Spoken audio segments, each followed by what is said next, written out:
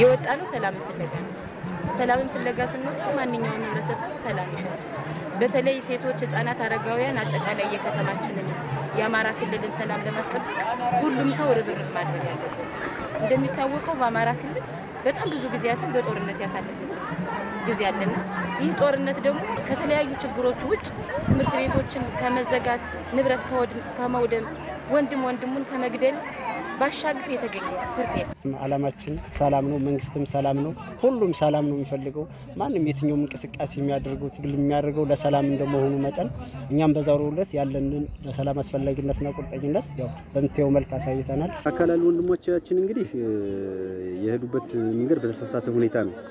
እኛ እያንዳንዱ እህቱም ወንድሙንም እያንዳንዱ የሌለበት የለም እየመከረ በተቻለ ሁኔታ እንዲመልስ እንፈልጋለን። የሚታገል ልጅ ለአማራ የሚያስብ ልጅ ለእናቱ ለወንድሙ ማሰብ አለበት።